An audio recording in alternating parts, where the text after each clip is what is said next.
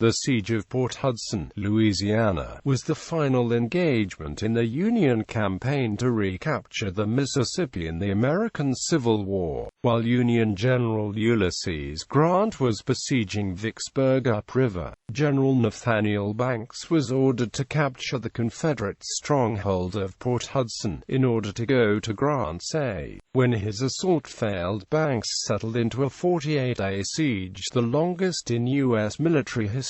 A second attack also failed, and it was only after the fall of Vicksburg that the Confederate commander, General Franklin Gardner, surrendered the port.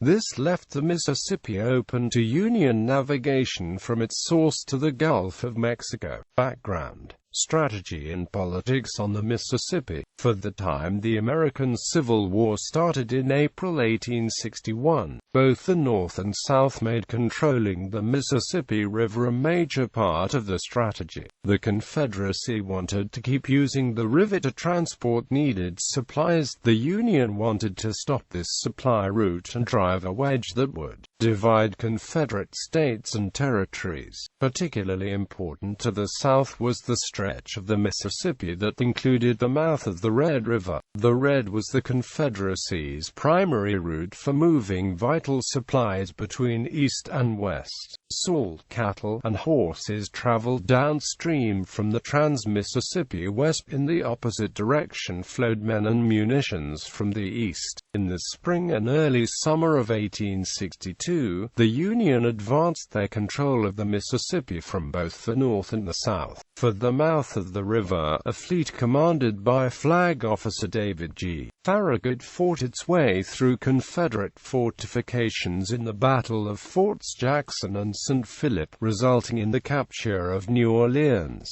A second Union fleet commanded by Charles H. Davis occupied Memphis, Tennessee, after defeating Confederate riverine forces in Battle of Memphis. To make sure it could continue to use the middle section of the river, the South fortified positions at both Vicksburg and Port Hudson. The initial idea of fortifying the heights of Port Hudson came from the South's master of fixed defenses, General Pierre G. T. Beauregard, Commander, Army of the Mississippi. Writing to Major General Mansfield Lovell, Commander of the Lower Mississippi in March 1862, Beauregard recommended the fortification of Port Hudson as a measure of precaution against the fall of our defenses north of Memphis. Quote, in June 1862, Major General Earl Van Dorn wrote Jefferson Davis, "I want Baton Rouge and Port Hudson." A few days after the fall of Baton Rouge to the Union, Confederate General John C. Breckinridge with 4,000 men carried out the wishes of General Van Dorn by occupying Port Hudson, situated between Baton Rouge and Bayou Sara, with troops under the command of General Daniel Ruggles. Soldiers of the 4th Louisiana Infantry arrived at the site on August 15, 1862. According to historian John D. Winters, Port Hudson, unlike Baton Rouge, was one of the strongest points on the river, and batteries placed upon the bluffs could command the entire river front. Quote, it was a position similar to that of Quebec City in the French and Indian War. The political momentum behind the Union actions against Port Hudson came from the elections of November 1862. The Republican base, centered in Ohio, Indiana, and Illinois, had been shaken by embarrassing Democratic victories. A dramatic letter from Indiana Governor Oliver P. Morton to Lincoln claimed the fate of the Northwest is trembling in the balance. Quote, his implication was that unless the independent trade of Union states along the Ohio River was restored by Union control of the entire Mississippi, Further breakup of the Union was possible. Morton believed the states of Ohio, Indiana, and Illinois were in danger of breaking away from the Northeast to join the Confederacy, which was increasingly becoming the more lucrative opportunity. The threatening political fractures galvanized the Lincoln administration into action. Major General Nathaniel Banks was diverted from a possible expedition to Texas and given Benjamin Butler's command of the Department of the Gulf. The Union commander of all armies, Henry Wager Halleck, stated to Banks that President Lincoln regards the opening of the Mississippi River as the first and most important of all our military and naval operations, and it is hoped that you will not lose a moment in accomplishing it. Quote, on December 4, 1862, Banks and his expedition put to sea for New Orleans. In May 1863, Union land and naval forces began a campaign they hoped would give them control of the full length of the Mississippi River. One army under Marge, Gen. Ulysses S. Grant commenced operations against the Confederacy's fortified position at Vicksburg at the northern end of the stretch of the river still in Southern hands, while another army under Marge, Gen. Nathaniel P. Banks, simultaneously attacked Port Hudson, which stood at the southern end. Foundation of a fortress. Port Hudson was sited on an 80-foot bluff on the east bank above a hairpin turn in the Mississippi River 25 miles upriver from Baton Rouge. The hills and ridges in the area of the town represented extremely rough terrain, a maze of deep, thickly forested ravines, swamps, and cane breaks, giving the effect of a natural fortress. The town was a port for shipping cotton and sugar downriver from the surrounding area. Despite its importance, the city consisted of a few buildings and 200 people by the start of the war. The river had shifted south and the docks had been moved about 5 miles south. In 1862, a railroad was constructed to the town of Clinton, 19 miles to the northeast. The entire length of the Port Hudson and Clinton Railroad was 21 miles. It did not connect with the New Orleans, Jackson, and Great Northern Railroad that connected Louisiana with other states and with Camp Moore, the main mustering point for Confederate forces in the department. Also by 1862 the railroad was run down, the track consisting of strips of iron nailed flat to rotten ties. The entire rolling stock consisted of one locomotive, one passenger car, and 6 box and flat cars. This train could only accommodate a few hundred troops at the most and was inadequate for hauling heavy guns and their ammunition. This lack of transport independent of the river itself would limit the defensibility of Port Hudson. Initial plans for fortifications were drawn up with the assistance of Captain James Noke, chief engineer for General Breckinridge, along with loaning his engineering staff. Breckinridge also authorized Ruggles to gather needed supplies and tools using the Clinton and Port Hudson Railroad, and whatever labor the area could provide for construction. 3 different layouts for earthworks were considered: a central fort mounting cannon supported by angled outworks,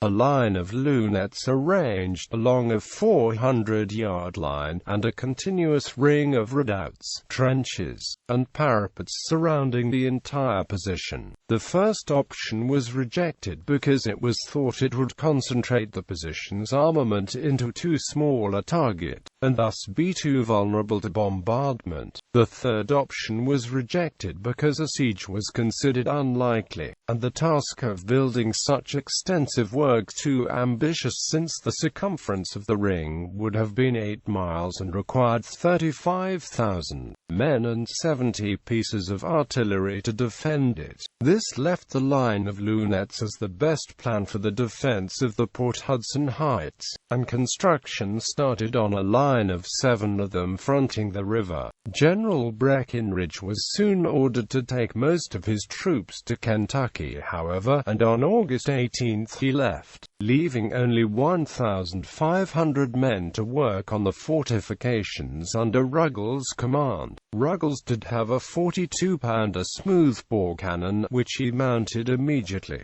manned by the sailors of the CSS Arkansas, which had been destroyed in the Battle of Baton Rouge. Two 32-pounders were shortly added from the abandoned wreck of the Assumpta. The Union Navy assesses the defenses. General Ruggles was ordered to turn over command of Port Hudson to Brigadier General William Nelson Rector Beale on August 29, 1862, and take some of his troops to Mississippi. This was also the day the Union Navy began to contest the guns of Port Hudson for control of the Mississippi. The improvised Union gunboat Anglo-American, a wooden side-wheel steamboat, passed Port Hudson, moving upriver to join with Commander David Dixon Porter's fleet at Vicksburg. It was struck many times by shot from Port Hudson but was unable to return fire due to wet cartridges and an ammunition shortage. The Anglo-American joined Porter's fleet and reported the fortifications at Port Hudson. Porter responded to the new threat by bombarding the rebel position with the Essex and the Anglo-American on September 7.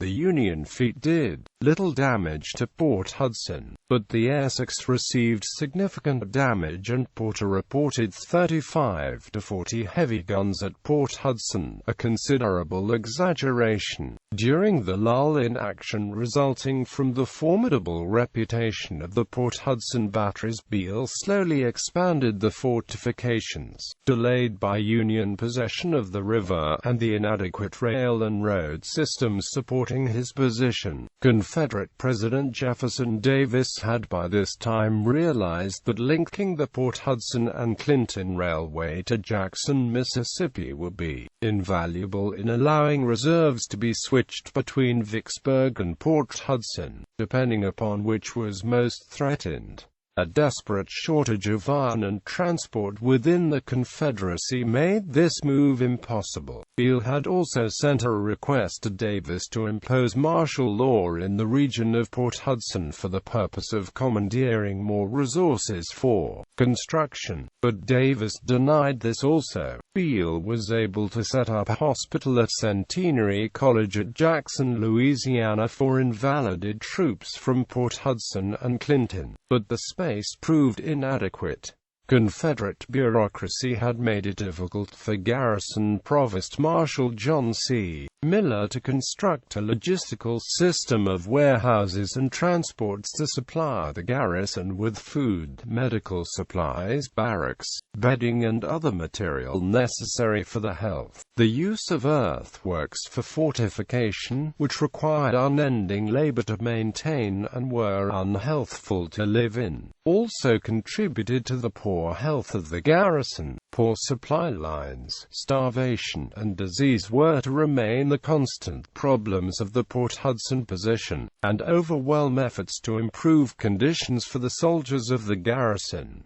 Louisiana Private Robert D. Patrick wrote, "Never since I have been in the Army have I fared so badly, and in truth I have been almost starved." Quote, At the same time, commercial activity between Port Hudson and areas west of the Mississippi increased, because Port Hudson became the sole remaining link with the Trans-Mississippi. This tended to tie up even more of Port Hudson's limited transport facilities. A change of commands. Lincoln's new commander of the Gulf, Nathaniel Banks, arrived in New Orleans on December 14, 1862, with the 31,000 men of his expedition. The former commander, Benjamin Butler, left for Lowell, Massachusetts on December 24, but his troops remained behind. This effectively more than doubled U.S. troop strength in the Gulf, and Banks put them to immediate use to reoccupy Baton Rouge on December 17. The Confederate command reacted to this increased Union commitment by sending a newly promoted Major General scheduled to take command of Port Hudson. Major General Franklin Gardner arrived at his post on December 27, 1862. Gardner was a career Army officer who graduated from West Point 17th in his class in 1843. The native New Yorker commanded a cavalry brigade at Shiloh and was 39 years old at the time of his arrival. Upon taking command, he reorganized the defenses at Port Hudson, concentrating the fields of fire of the heavy guns and setting up more earthworks using packed earth and sod rather than the traditional gabions or sandbags. Lacking an adequate engineering staff, he expanded his planners by promoting Private Henry Glinder, who had formerly been a member of the Coast Survey, to first lieutenant of engineers. He also increased the efficiency of the supply and storage operations, along with building protected roads within the defense system to speed the movement of troops to threatened positions. His energy in making improvements and promoting those worthy of command made him popular with his troops and improved garrison morale. Despite the changes, Colonel Charles M. Fauntleroy, Inspector General for the department, criticized the fortifications for containing excessive numbers of civilians, badly placed magazines, poor transport and storage of grain, and no system for paying the troops on time. As Gardner strengthened his command and gathered reinforcements from Pemberton sent by steamboat from Vicksburg, Banks dithered in New Orleans. He had little faith in the system of organization and military government left by Butler's command and spent much time reorganizing the Union administration and establishing a more relaxed civil government to placate former Confederate backers in the city. Banks was a political general and felt more comfortable with political organizing and social affairs than leading armies into the field against reputedly formidable fortifications. This lack of military zeal was noted by his officers.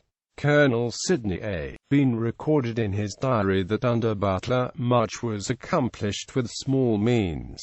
Now nothing is accomplished with great means. Quote, the Union leader most offended by this apparent inertia was Rear Admiral David G. Farragut of the U.S. Navy. Although Banks reluctantly agreed to move against Port Hudson, his slow progress and increased rebel activity on the Mississippi in the area of Port Hudson caused Farragut's patience to run out. In March 1863, Farragut prepared to confront Port Hudson without Army support. Farragut's fleet defies Port Hudson. Farragut had gathered his attack force by March 13, 1863. This fleet consisted of 4 principal warships and 3 gunboats. The principal warships were the sloops of war US Hartford, US Richmond, and US Monongahela, and the steam paddle frigate US Mississippi. The gunboats were US Albatross, US Genesee, and US Caneo. Farragut commanded this fleet from his flagship, Hartford. The first 6 vessels were lashed together in an attack column of pairs, with Mississippi bringing up the rear by herself. Farragut had made fairly elaborate preparations of the vessels themselves for a night attack resembling the Battle of Forts Jackson and St. Philip, clearing the ships for action, whitewashing the gun decks to improve visibility for night action, and bringing up mortar boats for support. He also had the anchor chains of the attacking ships lashed to the sides of the attack ships as improvised armor. He did not, however, make the systematic survey of defenses and sustained bombardment that supported the battle for the passage of the forts guarding New Orleans. The Confederate fortress was ready for the attack, having noticed increased naval activity downriver, and the ranging shots of the 6 mortar schooners which covered the advance of the Union fleet near Prophet's Island, 3 miles downriver from Port Hudson. At this time the Confederates had over 20 cannon covering the river arranged in 11 batteries of artillery, including 9 batteries of heavy coastal artillery. Lieutenant Colonel Marshall J. Smith commanded these heavy guns, and had instructed the gun crews of his plans before the battle. Battery No. 7 was a heated shot position, using ammunition particularly effective against wooden warships. Other preparations included preparing piles of pine wood to be ignited to illuminate the river for night action, and observation posts near the river to fire rockets to warn of the approach of enemy vessels. The first of these rockets was fired at 11:20 p.m. on March 14, 1863 at the approach of Farragut's fleet. Instantly an 8-inch smoothbore shell from Battery 9 was fired at Albatross, beginning the battle. The Union fleet advanced steadily upriver, beginning a general fire of broadsides as soon as the guns bore on the lower Confederate batteries on the Port Hudson slopes. The heavier Confederate guns, mounted over the walls of the 7 lunettes on the crest of the bluffs, had difficulty aiming at the ships, which were hugging the shorelines of the bluffs in order to avoid shoals on the western shore near the curve of the river north of Port Hudson. Coarse black powder was the artillery propellant of the period, and produced dense clouds of white smoke when fired from cannon. Combined with the smoke of the pine wood illumination fires, and the darkness of the night attack, the river valley was rapidly obscured. Blinded by the dense smoke, Hartford and Albatross ran aground on the eastern shore beneath the rebel batteries. Despite remaining aground for 10 minutes, the two lashed together lead ships had passed the last Confederate gun position by 12:15 a.m. and were out of range of Port Hudson by 12:45 a.m. The rest of the fleet was not so lucky.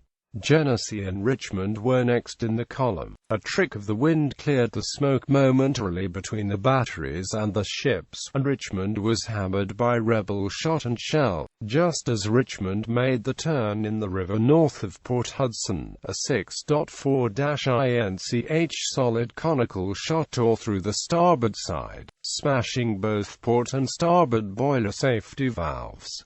This cut power to the engines and filled the ship with clouds of escaping steam. Genesee alone did not have enough power to stem the current, and both ships drifted back downriver. Monongahela and Kineo were next in the column, and, also blinded by smoke, ran aground on the western shore. The impact separated the two ships. The stress of backing off the shore disabled Monongahela's engine, and a 32-pounder round shot split Kineo's rudder post, disabling her steering. Both ships drifted downriver. Mississippi was last in line and also ran aground on the western shore. The large steam paddle frigate was an irresistible target, and was riddled with shot, shell, and hot shot, the vessel being afire in many places, with flames endangering the magazine. Captain Smith ordered her abandoned. The garrison of Port Hudson cheered loudly as the ship went up in flames and drifted loose from the shore and back downriver at about 3 a.m., panicking the remainder of the Union fleet downriver at the threat of her magazine exploding. At 5:05 a.m. Mississippi disappeared in a terrific explosion, seen in New Orleans nearly 80 miles downriver, though Hartford and Albatross passed upriver to blockade the Red River. General Gardner and the Port Hudson garrison regarded the battle as a victory. They had sustained only 3 enlisted men killed and 3 officers and 19 men wounded, compared to the 78 killed and missing and 35 wounded on the Union fleet. The blockade of the Red River also had little effect on the strength of the Port Hudson position. Banks' army moves against the fortress. After the naval attack, Banks retreated the 17,000 troops he had intended as a diversion to support Farragut back to Baton Rouge. The lack of an attack against Port Hudson, and a powerful rainstorm endured on the retreat lowered morale in the Union force. Other than sporadic naval bombardments against Port Hudson, Banks, under pressure from Washington to show progress, launched launched a campaign against Major General Taylor's Confederate forces in western Louisiana and gained control of Alexandria and a foothold on the Red River. What finally brought him to leading an attack directly against Port Hudson was the prospect of reinforcements from Grant's army arrayed against Vicksburg, and word that a significant part of the Port Hudson garrison had been sent to Pemberton in Vicksburg. On May 11, 1863, the 3rd Louisiana Native Guards, one of Butler's black regiments, began building bridges to support the movement of Banks' forces against Port Hudson. Leading the advance was the cavalry brigade of Colonel Benjamin Henry Grierson, which had joined Banks' forces on May 2 after the famous raid through the rebel lines. The entire advance involved a pincer movement with 3 army divisions advancing from the northwest from Bayou Saro meeting 2 divisions advancing from the south from Baton Rouge. The meeting of the 2 groups would surround Port Hudson. One of Banks' lead divisions from Baton Rouge encountered Confederates on May 21 at the Battle of Plains Store. The Confederates were driven back, and by May 22, Banks' forces, which increased in strength from 30,000 to 40,000 men as the operation progressed, had completed an investment of the Port Hudson defenses. Banks hoped to overrun the entrenchments quickly, then take his army northward to assist Grant at Vicksburg. Opposing forces